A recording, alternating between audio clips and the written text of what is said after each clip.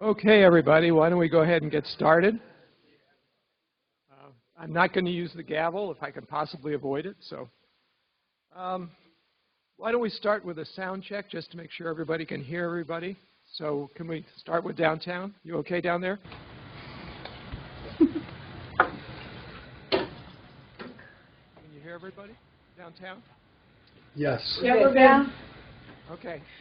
West? West? Yes, we hear you. Okay. And Polly? Hearing great. Okay, I think we're good. Just as a usual issue, if we lose the picture, we can continue. But if we lose the sound, we'll take a 10-minute recess if we need to restore it. But I don't think that's going to happen today. Okay? So I think the next order of business, Chuck, was probably to do a quorum check, and I believe that's our fancy question of the week. Okay, so thank you, Chuck. If you would indicate on your clickers where you are so we can get a count for each of the campuses, please.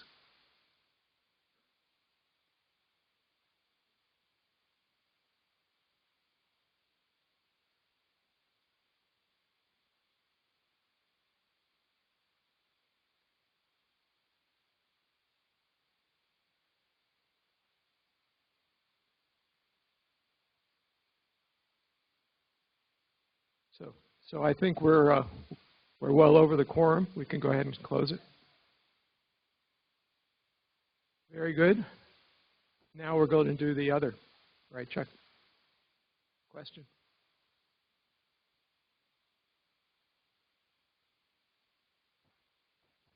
And you can blame me as usual for this one.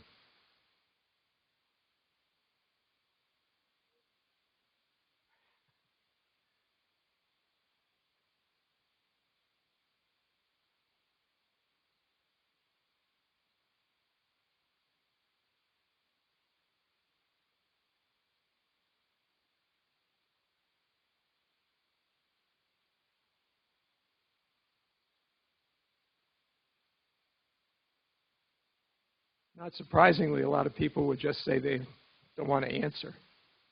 I'm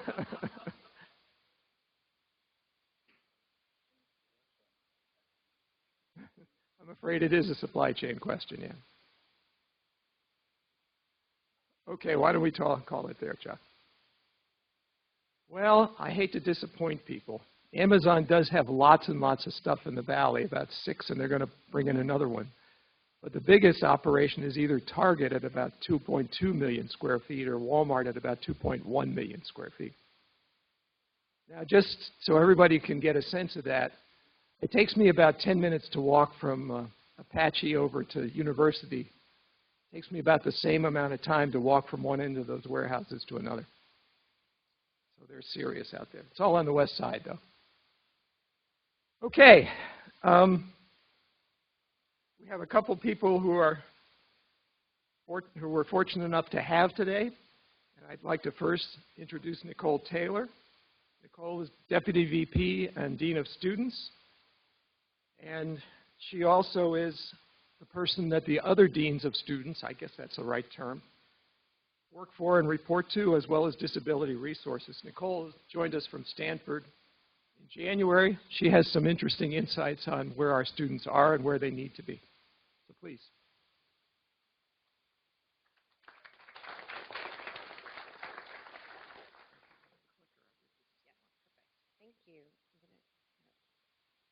Thank you, and thanks for having me. It's a pleasure and an honor to be here.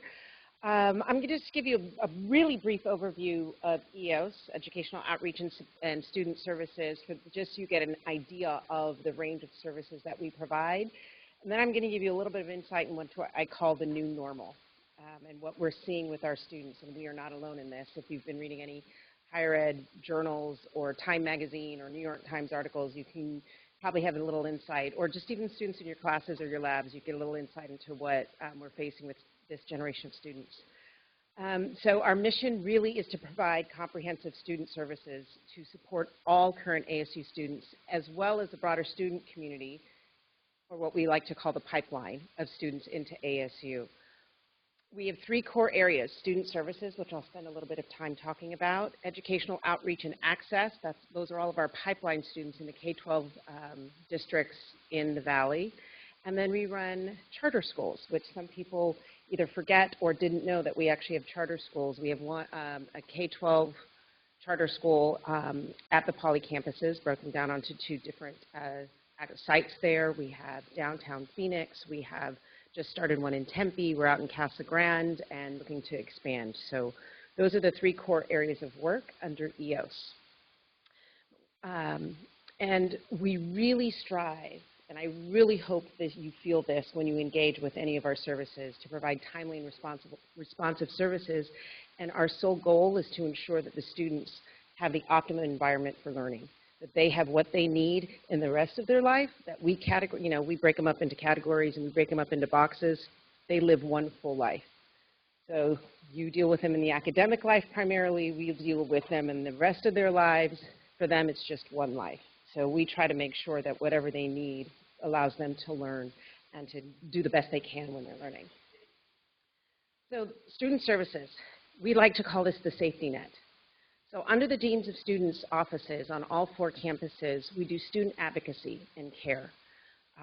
And we do conduct, we do cultural engagement, we do international student engagement and support, we have our student government, we also have off-campus housing and community relations, all of the high-rises. It's easiest to see in Tempe, all of the high-rises around here. We have relationships with all of those property managers because they are about 75 to 80% students, so they're like off-campus dorms. So we actually have community liaisons who reside there and work in those apartment complexes. We also provide resources for families, and we run a child care center. So some people don't realize that. We have career and professional services, disability services, health and counseling services, housing. So we have 15,000 beds across all 4 campuses, fraternity and sorority life. We have over 1,000 student organizations that we oversee. We have student unions on all campuses, and here we now have the pavilion that's in operation. And we have Sun Devil fitness centers, which are state-of-the-art fitness centers on all 4 campuses. So I'm going to go back to this and talk a little bit about the new normal. I think if I point out a couple statistics, you'll get a sense of what the new normal is. Student advocacy, we've seen an increase of 30% from July 1 to now over this same time period last year. So these are students who are in crisis, who need assistance, who need to navigate our systems, who feel like they're falling behind, who are stressed, anxious, depressed, something. 30% increase in 1 year. In terms of another statistic which is very telling is our health and counseling services. In terms of our counseling services, we have had an increase of 17% new clients in the same time last year. We've had 26% increase in consults that our therapists do with faculty, staff, families, and students about other students in the same period as last year. We've had over 24,000 counseling visits in last academic year alone, which was 13% more than the academic year before that. And based on my first statistics, we're going to beat all of those numbers. What is this saying? This is the new normal. One, our students are doing what we tell them. Reach out, seek help, get advice, go get help, go ask for what you need. So they're actually doing what we're saying we're doing. They're just doing it in far higher numbers than we ever anticipated. We're also seeing the levels of anxiety, stress, depression are off the charts compared to what we've seen before. And again, we're not alone in this. If you read, there was a Time article over last week. New York Times periodically will write about this. Frank Bruno writes about this periodically. It's everywhere. Our colleagues in state schools, private schools, everyone is seeing this trend. We're also seeing the new normal as parents. And I'm one, my son is 18. We have overparented this generation. I like to call them the playdate generation. We have controlled their socialization since the time they were toddlers to now. I get personally as many emails from parents as I do from students. And when parents email me, their students aren't even copied on it. right? One parent who was like, this is our first year at ASU. And I'm like, wait, is the parent a student? No, right? Can you tell me who I can speak with in career services about my son getting an internship in my son's career path? I'd like to speak to that person. That's the new normal, okay? We used to fight it. We did. For the last few years, we fought it, and we said bad things about those parents, who happen to be all of us, by the way, or grandparents, right? And instead, we realized we have to engage with parents and families very differently and embrace this new normal, be empathetic to that family, to the parent who's really just coming from a place of care, and then, okay, please have your son, daughter, your child, your student contact this office or contact our office, and we'll navigate for them. That's hard. That's hard. In our career services, we have parents who show up when the students are taking interviews. We've had parents negotiate with that first boss, that contract. Usually doesn't end up very well for their students. We've seen offers, reneged because they actually wanted to hire the student, not the parent. Right? So this is the new normal, though. So this means that we have to engage very differently. We have to think about our processes differently, which we are. We have to think about how we really work with students, how we do peer-to-peer interactions, how do we really help develop student leaders so they can help deliver messages.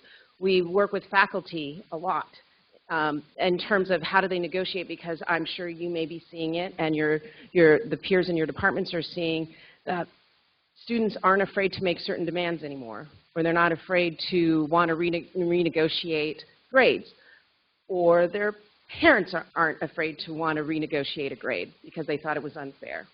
So these are the kinds of things that we're dealing with day in and day out. We've become very well practiced in them and are here to really help you, help your students, help your TAs, help you really help navigate this new normal, because it's not going away. The numbers are showing that they are showing up differently, and they are showing up in crisis more than they have before. So it's going to take really all of us working together and working in concert in order to make sure that our students really do finish, really do succeed, really do retain year after year and make it to graduation. That really is our sole purpose. That is really all I wanted to present. I only had 10 minutes. I'll open it to any questions. And if you need any of our, for those of you downtown, Sharon Smith is your dean. I think you all probably know her. West, it's Cassandra Aska, and Poly, it's Lance Harrop. So think of the Dean of Students office as the repository. We are the hub. So if you have a question about anything that's student related, we can usually find the answer or find the right person or the right office to help you. Why don't we start with downtown? Are there any questions? Are there any questions? Questions downtown? No questions from downtown. Thank you. Wes? Questions?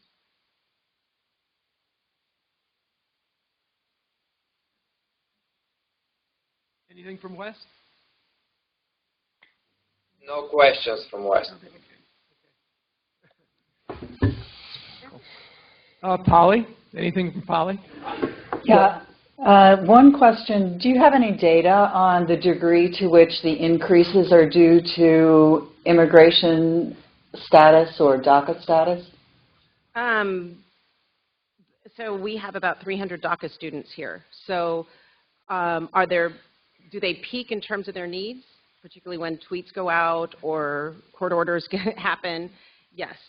But they are a small fraction of the 73,000. So, and we have a concerted effort to actually reach out to specific student populations that we know may be under duress versus others. In the past 2 months, we worked with the registrar's office to send out targeted email and outreach, both phone call, email, text, to students who were first affected. There was, I'm not going to get the order right because there have been too many. There were 2 hurricanes, there were fires, there was Las Vegas, there was DACA, there was travel ban, earthquakes in Mexico. That's a lot, right? So I know I'm missing, because literally for a while there was, every week we were sending out communication to targeted students. Because of our population and how large we are, when something happens in the world, when something happens in a part of the United States, chances are we have couple hundred students that are affected every time that happens. So we do a concerted effort to really reach out to them. So the DACA students were one of the groups that we reached out. And literally our staff will call, will email, will follow up, making sure they have what they need, make sure their family's okay. You know, those who lost, their families lost homes in the fires in California and the hurricanes in the South and in Puerto Rico feel guilt. They're here with a house, you know, we house them and we feed them, and their families are struggling. So we do that across the board. That's day in and day out for us.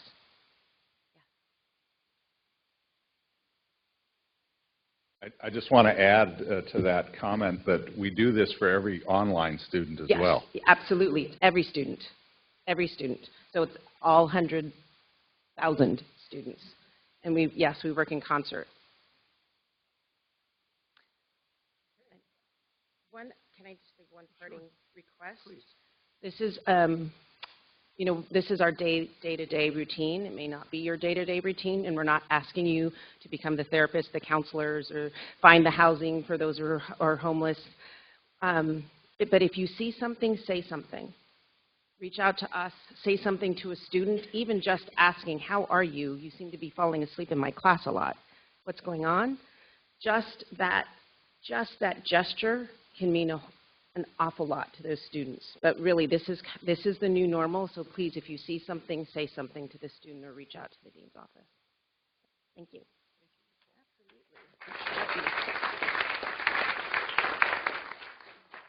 Thanks very much, Nicole. Now we have Steve Borden. Steve is the director, founding director, in fact, of the Tillman Center. He was also the founding director of the Naval Science Department here. And I'm going to let him, I'm hoping, or I've asked him to speak about the veteran situation here on campus and how much we've been able to help them, hopefully.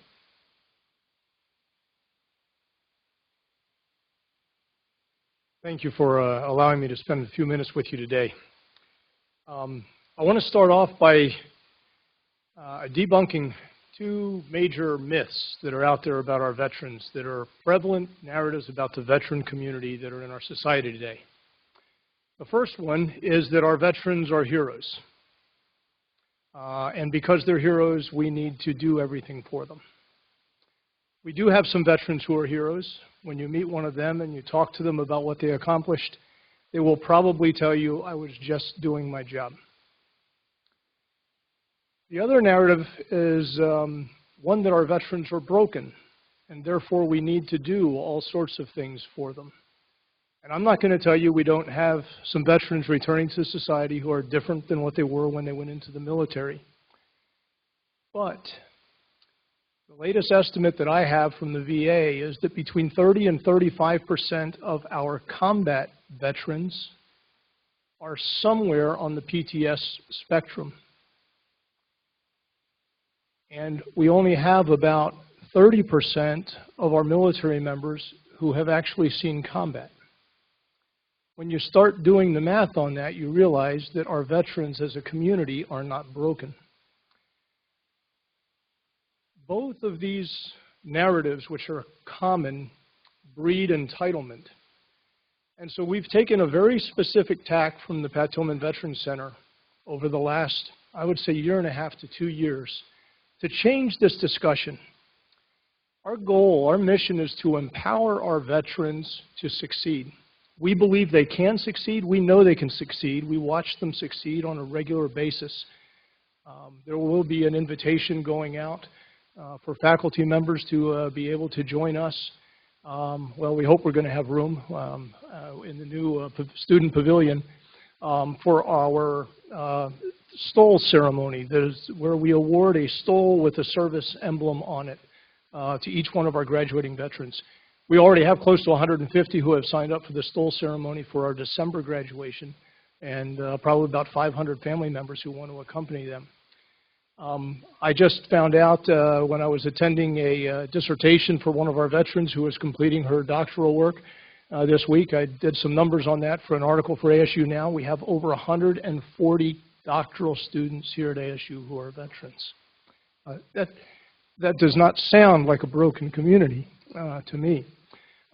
I honestly believe that if we provide, and we are working to always do better and better at it, but if we provide the right enrichment environment for our veterans here at ASU, we will have a hand in creating the next greatest generation, provide Tom Brokaw the material for his next book. I truly believe that. I see that happen on a regular basis. If I could ask for one thing as far as being able to leverage this moment, I would ask you to embrace us in that philosophy of expecting our veterans to succeed. How does that work? Maybe you have a research opportunity, and maybe in your area there are some folks in the military, if they come from a particular background, that might actually be able to bring, even at the undergraduate level, a different perspective into that research environment. If you reach out to us and give us a position description of what you're looking for, the type of experience you would like to have from the military background, we will try and help find a veteran for you who will bring that to your research environment or to your lab. We are looking to create these kinds of opportunities because our veterans are taking advantage of them. This coming week, as we get into a salute to service, the School of Sustainability will have an exhibit where Professor Nate Johnson has actually been working on building and training people to operate microgrids. We have had about 40 veterans graduate from that program and actually get certified for how to unpack and operate these microgrids that can be deployed in following tsunamis, following a hurricane and so forth, and actually provide a little electrical power and command center and so forth to affect assistance and recovery operations. Now, while I believe that our veterans are here and we can expect them to succeed, I would be foolish to think that we don't have some who need some help. And you may come across one of them. The best thing you can do is, as early as possible, is connect that person with us at the Pat Tillman Veterans Center. We have 2 people on our staff who are ASU employees that are military advocates who help students navigate Dean of Students Office issues, anything that comes up from that side. But they work everything from veterans who are bordering on homelessness to veterans who are having marital problems, you name it, they get involved with that. But there's only 2 of them, and we have 6,000 military and veteran students that we're supporting right now, including our online community, and then another 1,000 spouses and dependent children of veterans. So it's over 7,400 right now that we have enrolled here at ASU. So the best point of entry for getting assistance for any veteran that you come across is me, because it's a relatively small staff. When our advocates are busy, I actually attend meetings and so forth with Dean of Students Office or with faculty members or whatever we need to in order to provide the right assistance. So I know that Professor Maltz has my contact information. Feel free to share that with everybody. Shoot me an email. Let me know what the problem is, and we'll figure out what the right level of resources is to connect that person with. We have a VA employee that works out of our center. We have the 2 military advocates. We have a veteran-specific liaison with ASU Counseling and Wellness.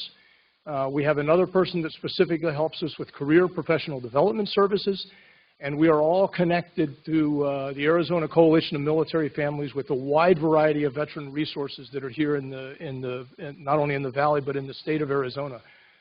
So be it an out-of-state student, if you have an online student, we will figure out how to get the right resources connect with that student regardless of where they are.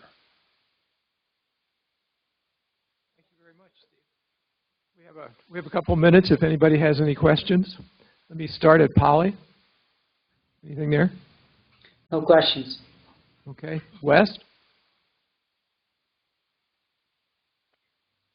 No questions. Okay. Downtown? No questions. We do have one here. Hi. Reed Cartwright, School of Life Sciences. I've had students in the past who are veterans but not of the U.S. forces. Do you support those students as well? We have not directly reached out to those students, but the answer to that is yes. Just about all of us that have served in the military have served alongside in some sort of coalition effort or something like that. So by all means, if we have a veteran from another country who is here, we'd be more than happy to see how we might be able to assist that individual, by all means. We actually have about 14 U.S. veterans who did not go through the process that was available to them while they were in the service, and they're actually still citizens of their country of origin. So it's a spectrum of veterans and nationality. Yes? I'm Bob Wood from the Cary School of Business. I'm not sure if you're the right office or not, but I've had a couple of situations where when guys or gals are deployed, the disenrolling process is very involved. I think if ASU could have some sort of one-shot, you know, hey, Uncle Sam just called, can you undo my paperwork for me? I think that would be a real help. We actually are a fantastic point of entry for that, but the actual paperwork for military activation and withdrawals and so forth runs through the individual schools and colleges. But we will make sure that what it is that they are called up for is a valid requirement. So we do some of the military vetting as far as that's concerned, but then we'll work with the different schools and colleges to get that paperwork run. It's also important to connect them with us because depending on the date of withdrawal, it can affect their VA benefits and have a significant financial impact to them depending, and we can help them walk through those different options. Okay, thank you very much, Steve.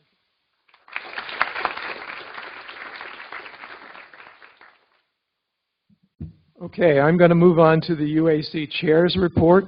A few things involved this month. I'd like to start by congratulating Becky Ladd, who is our Spotlight Senator of the Month, and well-deserving, I might add. She does about twice as much as I do on half the time. Becky last year ran the University Services and Facility Committee, and this year she's nice enough to, I'm not sure she volunteered, but I think she did, to run the Personnel Committee. So let's thank Becky, please.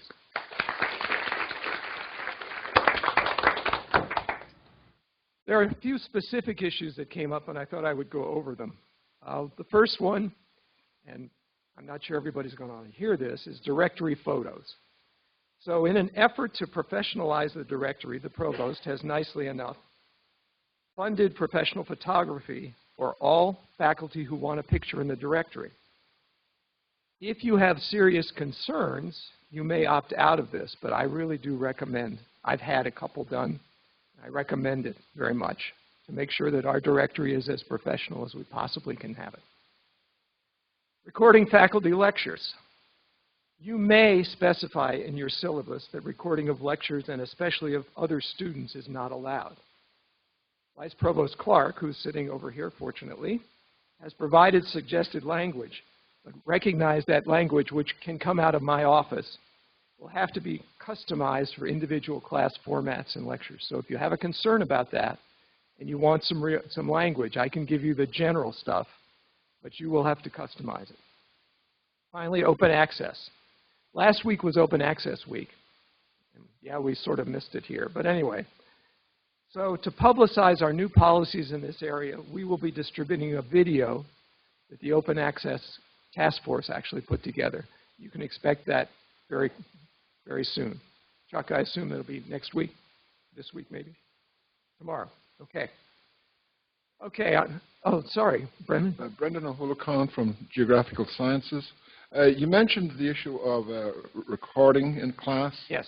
What about the reverse? If you've got a student who you feel is being obstructive in your class, am I entitled to whip out my phone and record him or her? I believe you are. The provost is saying yes. This is a one permission state for recording. In other words, they don't have to give their permission. But if it's in an open classroom? Yes.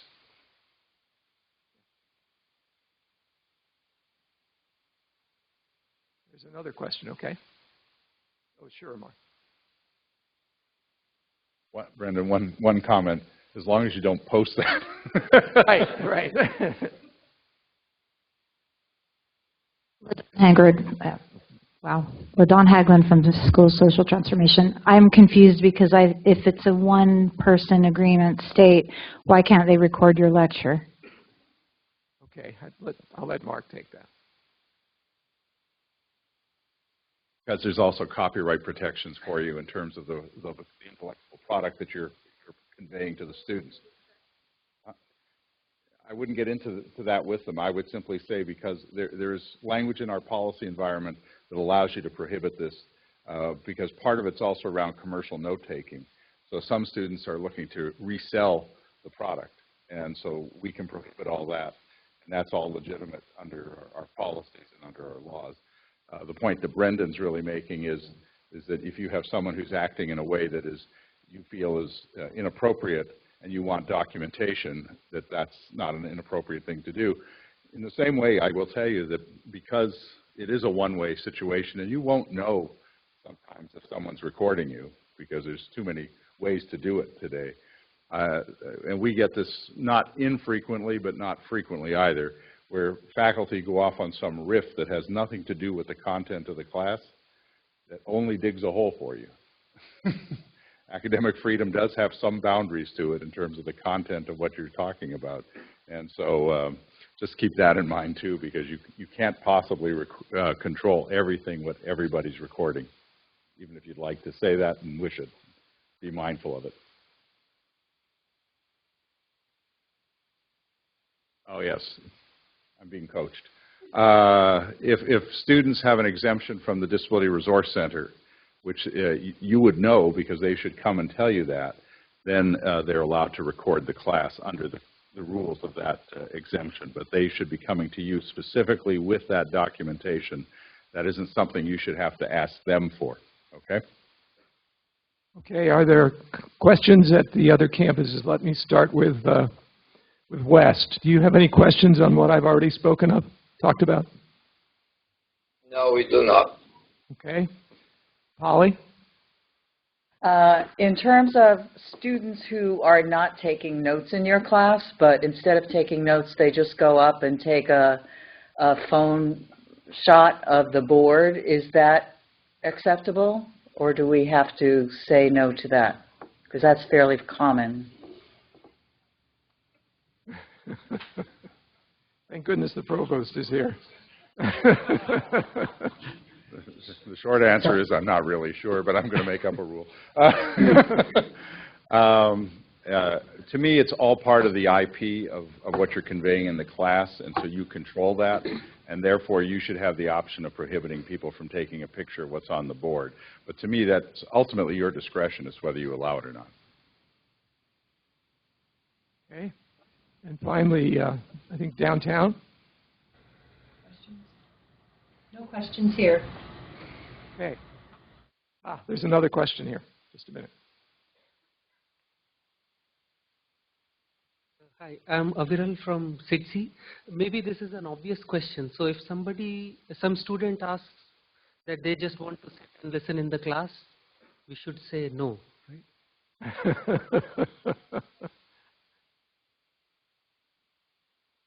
Great. And it is, seriously, because it's good to clarify these things. A visitor in the class is up to you to determine whether or not they're allowed in the class. Nobody has the right to sit in your classroom except the student who's enrolled in your class. So you have all the authority you'd like to say, no, you can't sit in the class. Well, I don't care what they think they want. You have the right to say you're not allowed in the class. You can, sure, they're not getting credit for it, and if they want to sit in it. And we sometimes have visitors who come to the university, and we contact a faculty member and say, someone would like to sit in the class, would you mind allowing that? We always ask for permission. If the faculty member says it's fine, or they might tell us, well, I'm giving a test that day, in which case there's no point in them going. But it's your call, but there is no reason to give permission because they're not entitled to be there.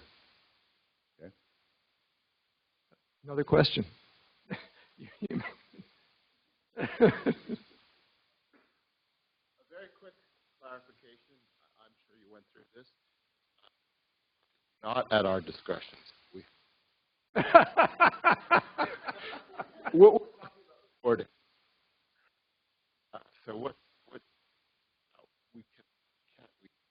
can't we grant permission for in terms of recording? To my knowledge, and again, excuse me, can we repeat that question because the microphone kept cutting in and out on us? I think the question was, what is not at our discretion? In other words, what can we not prohibit in terms of recording? I understand the question. Yes, that's my question. Okay. Okay, so Vice Provost Clark is saying that the only thing you cannot do is prohibit someone who has a disability determination from recording your class. Thank you. Ah. Well, this turns out to be really interesting. Okay. So assuming I put in my syllabus that I prohibit the students from recording me, and then I catch a student recording, what are the consequences for the student? Are there any?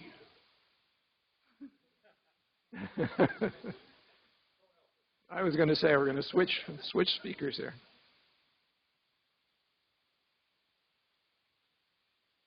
Largely at your discretion, but the advice that I've been given by the Office of General Counsel is that if you think that you are going to take a very hard line about this and include the possibility of dismissing somebody from class, you should indicate that on the syllabus, that recording is prohibited, a violation of this rule could lead to such and such a penalty. Just, if you're going to go that far, they should know about that in advance. Some lesser options that you may or may not choose to employ would be reporting the student to SRR, student rights and responsibilities. Again, a lot of it is at your discretion, but if you anticipate taking a particularly hard line, it's a good idea to indicate that along with the language regarding recording itself. All right, thank you. Okay, let me go on to some other things. All of our committees have now had their first meeting. It looks like it's going to be very productive. I'm hoping for that, of course. The Online Education Task Force has also held its first meeting, and there are a number of issues that are already on the table. Jim Moore, who's here, is heading up the task force. Thank you, Jim. And I should suggest you either direct concerns to me or to him in terms of online education issues. University Academic Integrity Group is meeting actively. I'm sitting on that one. And I would suggest again that if you have issues with that, you can certainly send them to me, things you want me to bring up, or you can send them to Stephanie Lindquist, who is our Deputy Provost. And I think I ran into Stephanie at the game, and apparently she's out of the country for the next 2 weeks, but still, I'm sure she'll answer her emails. Okay, annual breakfast with the Regents will be in early February. We'll be recruiting faculty for that. Usually we ask for about 7 or 8 outside faculty to help us talk to the Regents. We'll be setting up an agenda, et cetera, on that kind of thing. And finally, we're going to change things up a little bit in terms of the agenda this month. We're going to highlight a committee each month because we want to make sure that you have an opportunity to understand and hear what's going on in committees. Frankly, that's where most of the work gets done. So with that, I'm going to ask Dan McCarville from the Fulton School of Engineering to come up.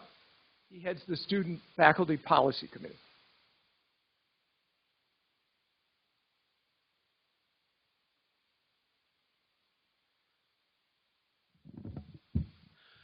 Well, good afternoon. My name's Dan McCarville, and I'd certainly like to thank my fellow Student Faculty Policy Committee members for letting me represent them today at this meeting.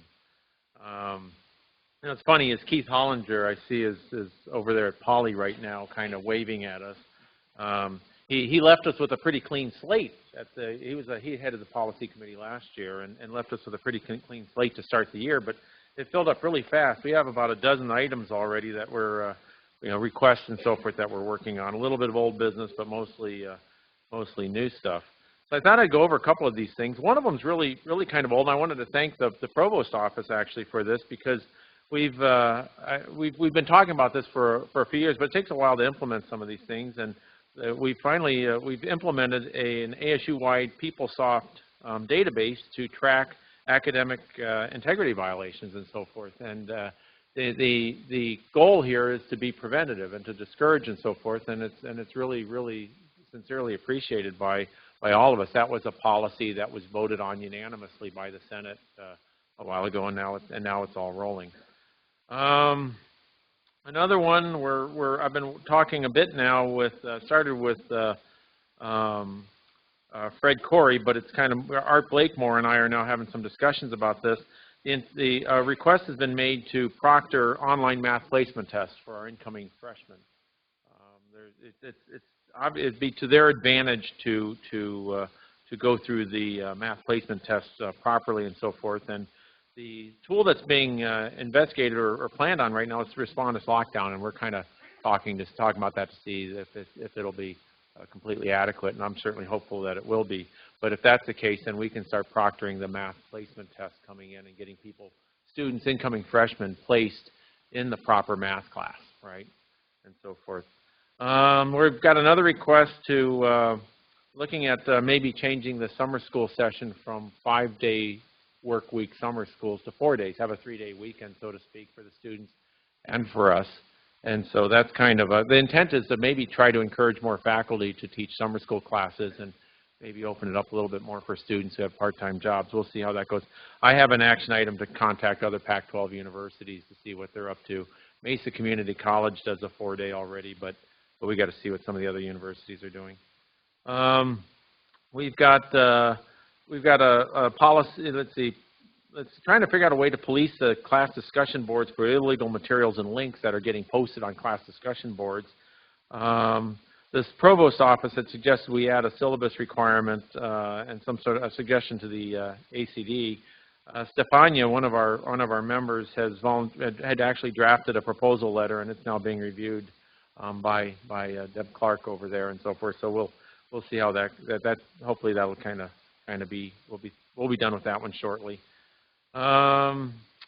We're looking also at social media use best practices document for faculty and so forth, and we're kind of reviewing that as well with the provost office. A really big one that's come to light though, and maybe some of you guys are not aware of this, so this is kind of one that I was kind of leading up to, I suppose. There's a synchronizing grade and grade appeal issue and subsequent enrollments. It's kind of an issue between the A and B sessions in the semesters, and in particular in summer school, where they just butt up right against each other, and one ends and the other goes. And actually, when talking with the advising offices and so forth over in engineering school, it's kind of a big deal. I mean, people, you know, if the B session is a class that they have for which the A session is a prereq, the B session has the A session as a prereq. I guess that's the best way I can explain it. And they're not passing the A session or whatever, and there's a grade appeal and all of this involved. Well, they can be halfway through the B session before things are settled, and then they've decided that they're not qualified to be in that class, and the costs and so forth, especially for online students, it's a pretty steep price tag. So we're trying to understand that a little bit better and gather some data to see if there's something we can do about that to make it a little easier for the students. But also the advising office is going nuts with it now. We talked about recording faculty members. There's another one that's a request that's kind of come to light real quickly, and that maybe and be interested in your opinions on this.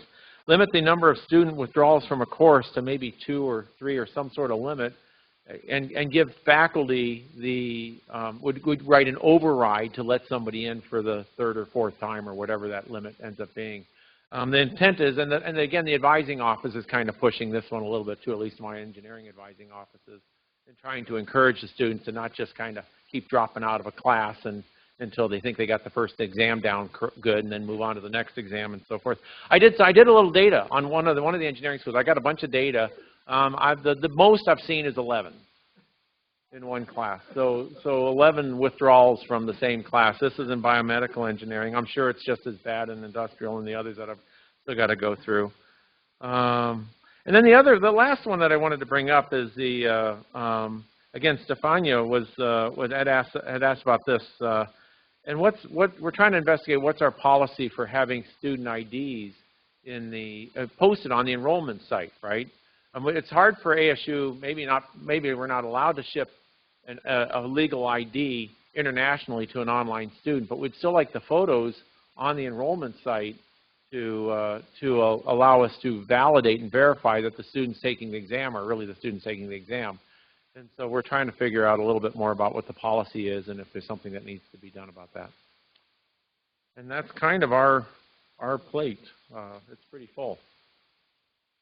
Any yays or nays or? Let's check.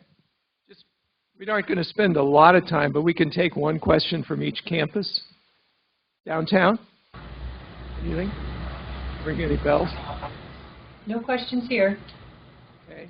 Polly? No questions here. Okay. Wes? No questions from West. Okay, and Dan seems to have dodged the bullet because there's nobody at the mic here. But let me urge you, absolutely, to go, if you heard anything that might have been of interest that you have an opinion on, please forward it to him. Thank you. Yeah, thank you, guys.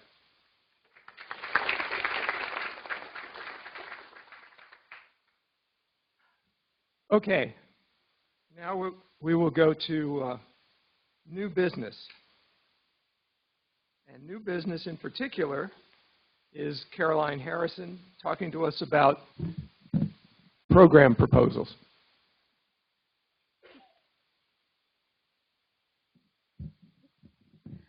The following list of proposals will be taken up by the CAPC committee this Thursday on November 2nd, and then those that pass the committee will be brought to a vote on the next Senate meeting on November 27th. As always, if you have any concerns, comments, anything on any of these proposals, we would appreciate if you could get them to me by this Thursday, but certainly no later than the next Senate meeting. So the following proposals are being presented for the first read. A request from the College of Nursing and Health Innovation for the disestablishment of a graduate certificate, Child and Adolescent Mental Health Intervention Specialist. Request from the School of Sustainability for the establishment of a graduate certificate, Environmental and Sustainability Economics. A request from W.P. Carey School of Business, Morrison School of Agribusiness for the establishment of an undergraduate certificate in risk management. Okay, well, let me emphasize that's a first read, as you could probably tell. And anything you have are of interest to you of those programs, please get that to Caroline. Okay, now we move on to old business. And then the first old business piece is the new course proposal agenda.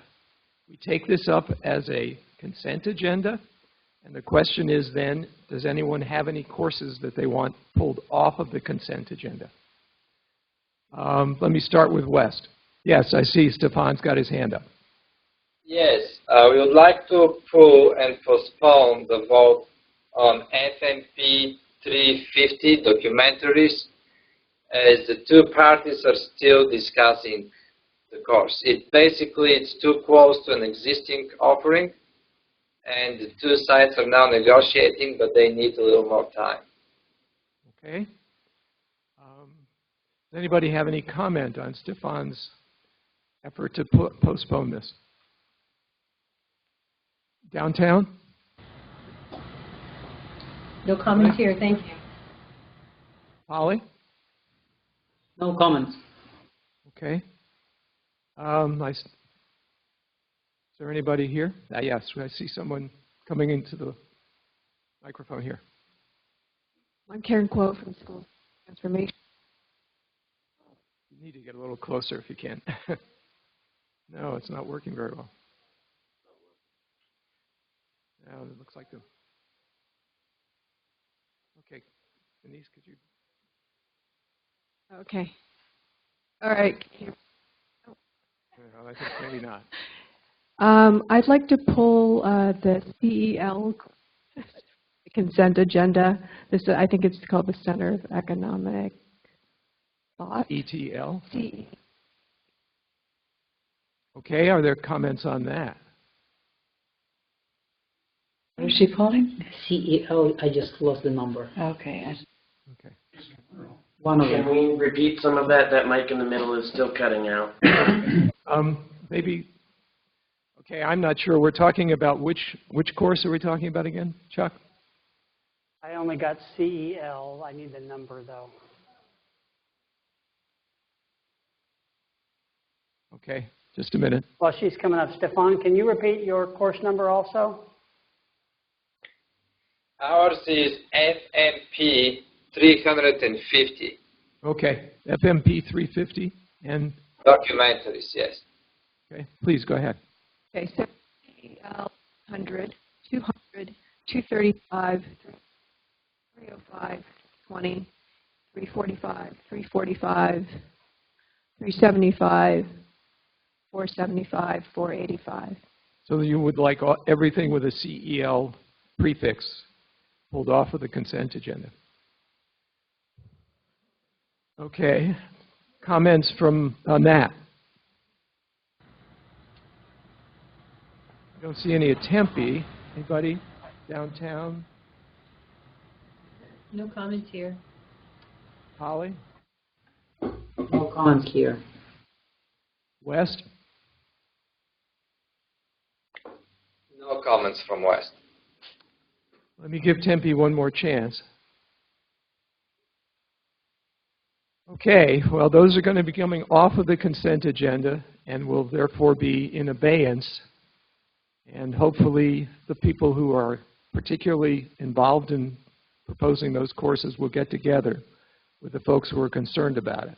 That's the way this works. Okay.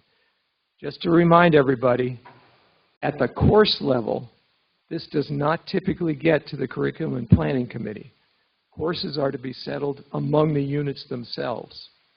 We can get involved if necessary, but typically that's the way it's done. Any comments from the Provost? Anything you guys talk about? Okay, great. Thank you very much.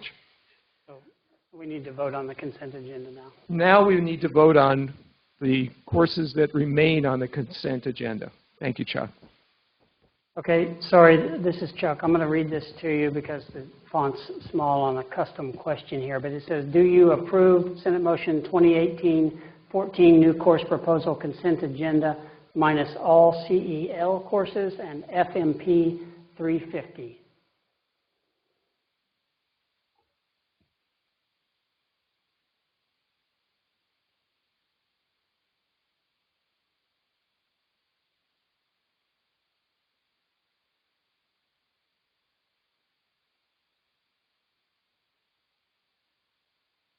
Okay, why don't we close it?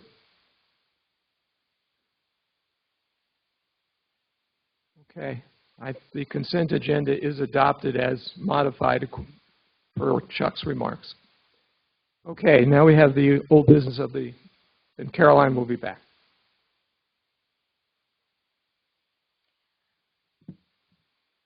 The following proposals were approved at the CAPC meeting last month. A couple of clarifications. First of all, the new BIPH in International Public Health. The proposal that you have here is what was voted on by CAPC. However, there was a change since the first reading at the last Senate meeting, where one of the courses, CHS 302, was pulled from the course consent agenda. In this proposal that has been approved, it was replaced by an ASU course, HCD 300 Biostatistics. Other than that, it is the same proposal that we read previously. Also, I'll just remind you that is the Plus Alliance proposal.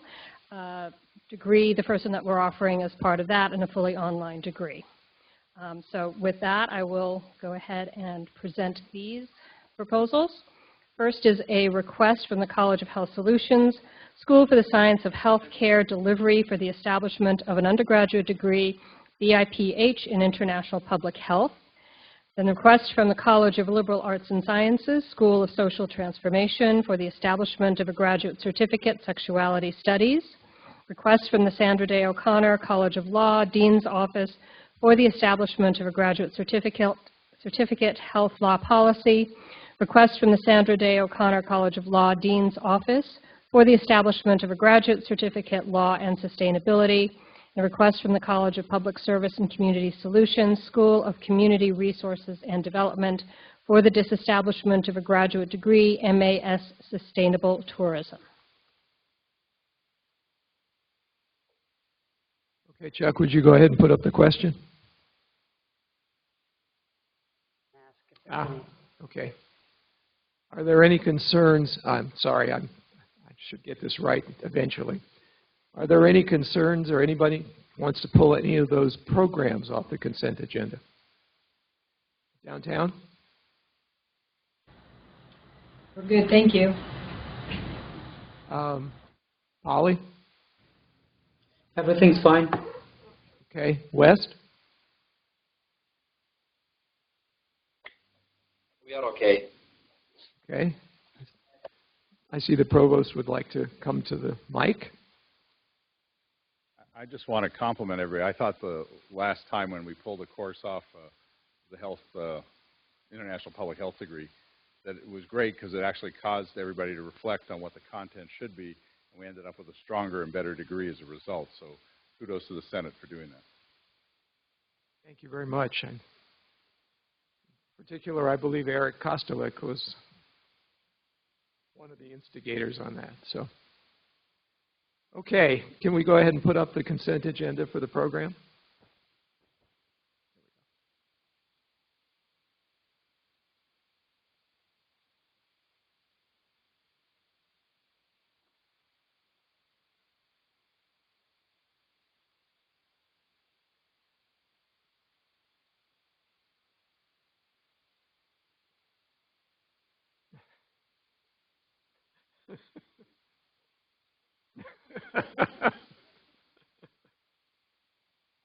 Okay, let's go ahead and close it, Chuck. So the consent agenda relative to programs and the old business is now approved. Thank you all. Okay, last before open forum are the committee reports. Chris, would you like to give us a little report?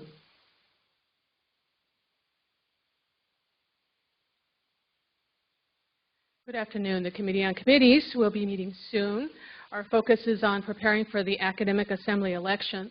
Every spring, the Academic Assembly elects new members for the Committee on Academic Freedom and Tenure, Governance Grievance, and the Academic Professional Grievance Committees. And campuses will be electing a new president-elect. In mid-November, the Academic Assembly will be receiving a survey asking for nominations for these important offices.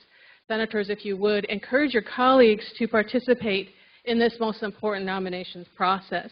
The committee will receive these nominations and then consider candidates for the spring ballot. Thank you, Chris. Next, personnel.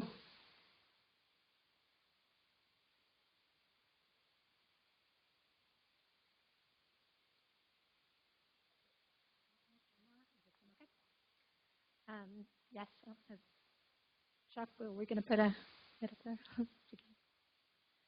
going to keep it brief since we're going to be doing some highlights, but I did want to let you know what the Personnel Committee is up to and introduce myself to Deb Clark. I'll be seeing you November 20th to discuss some of these things that have come to our Personnel Committee. So we have already formed the committee to look at non-tenure eligible pay and career progression issues. This was something that they looked at last year. In fact, I think it's been ongoing for a couple of years. And then a few other RFCs, requests for consults. The faculty have raising concerns about the academic calendar and class starts. Apparently we're starting too early for some of the programs to try to finish up some of the summer things and get ready for the fall. So we're looking into what some of those issues might be. Still reviewing of the merit pay systems just across ASU and the various levels. I believe this one might be closed, but there was still an ongoing concern about the length of and the process involved in getting our unit bylaws passed. And some new questions have come to us about the amount of parental leave. So like right now when both parents are ASU employees, they split the 6 weeks of maternal care, so it's kind of been raised. Is it possible to get that to be each person has the six weeks? And then considering the best practices recommendations, some faculty have raised the concerns that they're teaching a lot more courses than they used to in areas that they don't know. So I will be reporting back. Thank you.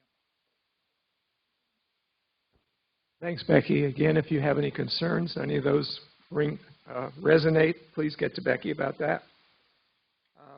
Next would be research and creative activities, which is Greg Stone.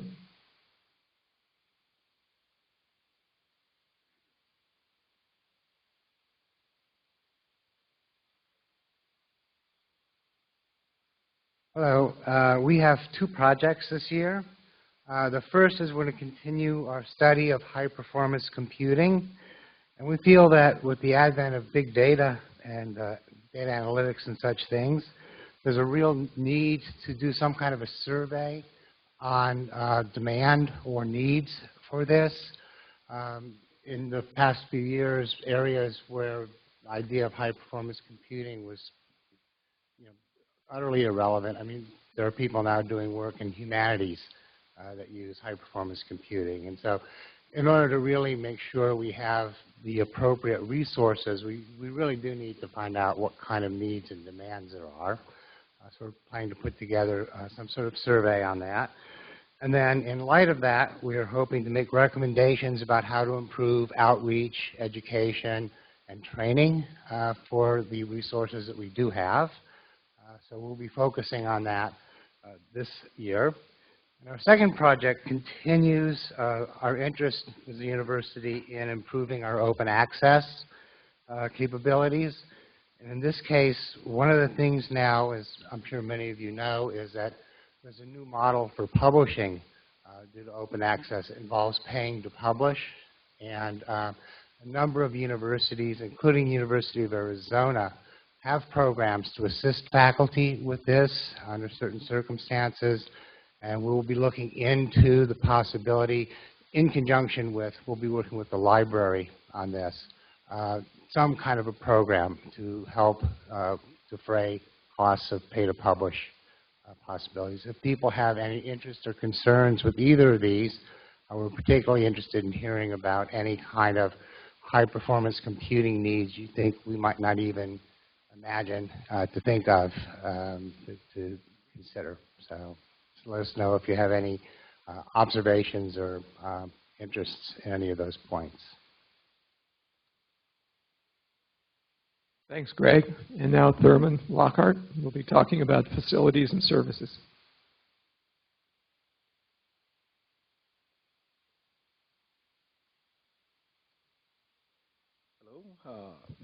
Yeah, University and Facilities Committee has met and they talked about various issues related to safety and accommodation. And of course, Becky Ladd has done a great job last year, took off a lot of those safety concerns. But there are two issues that we want to talk about, and that is kind of related to working in a dark area or dark hours. We believe that there are many dark spots within the university, and we need some help identifying those places. And what we like to do is go out there with a light meter and then actually do a light map of our campus indicating where places need some attention or meet the standard. Another issue, so if you have some information related to that, please send me an email or Chuck, and then we'll incorporate that into the map. Another big issue is lack of lactation room. And we would like to know where those lactation rooms are currently available. And we would like to map those out. And if it is not enough, then we need to talk about incorporating some more. We're also going to be working with some parking issues as well as emergency evacuation issues further down the road. So we'll report on that. So we'll need some help with that first two items, identifying those problem areas. Thank you. Thanks very much, Thurman. Much appreciated, and I think we all can live with some of that stuff. Okay, it's time for open forum. Anybody who has anything? And again, let me start with the other campuses. Can we start with West? Anything at West for open forum?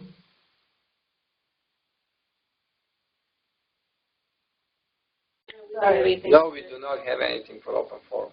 Okay, thank you. Polly? Anything for open forum? Just a question about the consent agendas.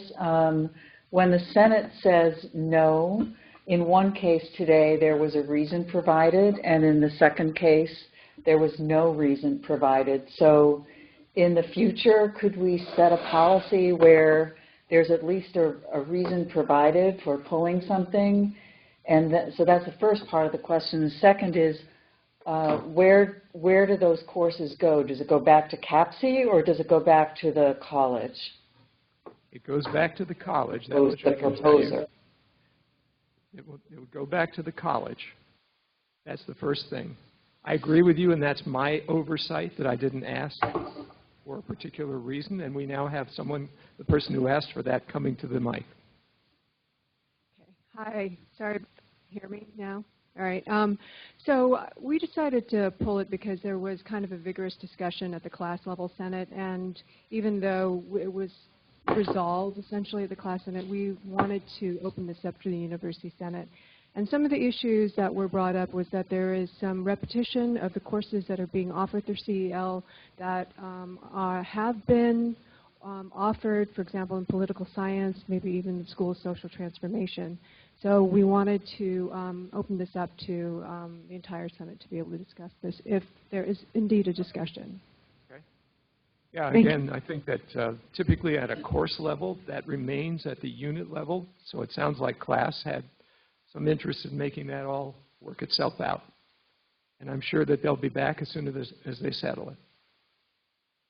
Does that answer your question? Yes, it does. Thank you. I had one other question. The gentleman who just spoke about dark places on campus, could you give us that email? Sure. His name is Thurman Lockhart. And I believe it's standard.asu.edu. So if you take a look at your agenda, you'll see his spelling is there. Okay, thank you. Anybody else at Poly? Okay. So I think we're left with downtown. Anything from downtown? Thank you. No questions. Okay. And I see nobody else at Tempe. Okay. Oops, we have another. I'm just a little confused. Could you clarify what you just said? So if the unit level, let's say the college decided on one issue, do we not bring it up at the Senate issue for the? Okay, let me clarify, and also let me make sure that my parliamentarian and everybody else has got this straight. So keep me straight, all right? The way this works is that those courses actually are not considered at CAPC. So once you have decided that you're satisfied with the courses and the setup and all of that stuff, those courses come directly to the Senate for approval at the Senate level. That's where we are. So once we approve it at the class level, then it just Comes gets right approved. to here, Okay. and we do it. So then why are we approving it again at the Senate level? I guess that's Because wondering. there are other units that may have some desire and may have some actual input. Okay. Okay? Okay. All right. Understood. I know this can get a little confusing. It certainly was for me for many years. Okay.